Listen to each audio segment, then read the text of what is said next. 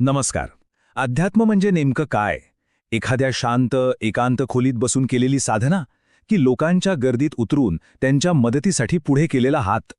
आज आपण अध्यात्माच्या याच एका वेगळ्या रूपाबद्दल बोलणार आहोत, व्यावहारिक रूपाबद्दल, जे आपल्याला देवघरातून थेट लोकांपर्यंत घेऊन जातं. बऱ्याचदा आपल्या मनात हा प्रश्न येतो की अध्यात्म म्हणजे जगापासून, आपल्या जबाबदाऱ्यांपासून पळून जाणं आहे का? पण खरंच तसं आहे का? की खरा आध्यात्मिक मार्ग आपल्याला जगाच्या आणखी जवळ घेऊन येतो, समाजाशी आणखी घट्टपणे जोडतो? चला याच प्रश्नाचं उत्तर शोधूया. चला आपण रोहनची गोष्ट पाहूया. रोहन एका अंधाऱ्या खोलीत शांतपणे ध्यानाला बसलाय, स्वतःच्या मनःशांतीसाठी. पण त्या बंद दाराच्या पलीकडे एक जग आहे जे मदतीसाठी त्याला हाक मारतंय. आणि त्याला कदाचित हे माहीत नाही, पण बाहेरून येणारे हे आवाजच त्याच्या साधनेतला सर्वात मोठा अडथळा बनले आहेत. आणि इथेच ना, दोन मार्ग पूर्णपणे वेगळे होतात. एक आहे संकुचित भक्तीचा, जो फक्त माझी मुक्ती आणि माझी शांती शोधतो, आणि दुसरा आहे व्यावहारिक अध्यात्माचा, जो सांगतो की इतरांच्या दुःखात सहभागी झाल्याशिवाय खरी शांती मिळूच शकत नाही.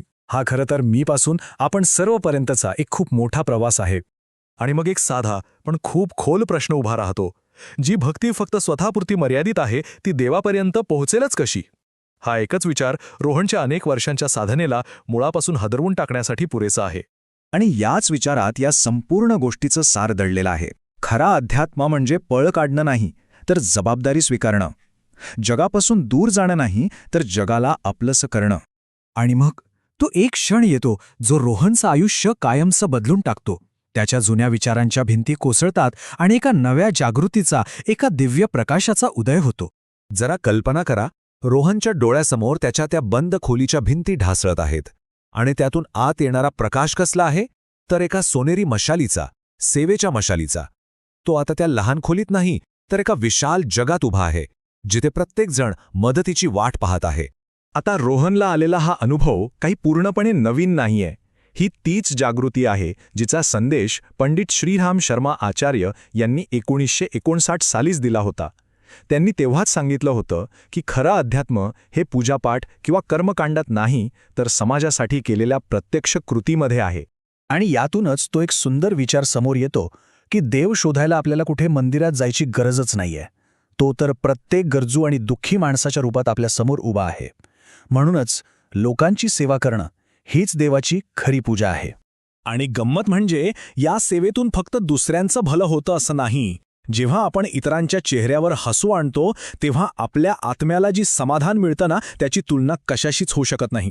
निस्वार्थपणे केलेल्या मदतीतच आपल्या आत्म्याचं खरं पोषण दडलेलं आहे. तर काय होता तो संदेश ज्याने अध्यात्माची व्याख्याच बदलून टाकली?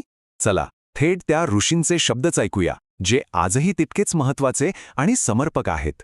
या संदेशाची सुरुवातच कर्मकांडाच्या कल्पनेला छेद देते. अध्यात्म म्हणजे फक्त पूजा अर्चा नाही, तर आपलं जीवन इतकं उदात्त बनवणं की ते सहजपणे इतरांच्या कामी येईल, इतरांसाठी उपयोगी ठरेल. हे तर एक थेट आवाहनच आहे, आपल्या देवघरातून, आपल्या त्या सुरक्षित कोशातून बाहेर पडण्याचं.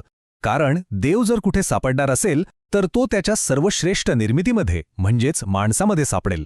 आणि म्हणूनच माणसाची सेवा हीच सर्वात मोठी भक्ती आहे.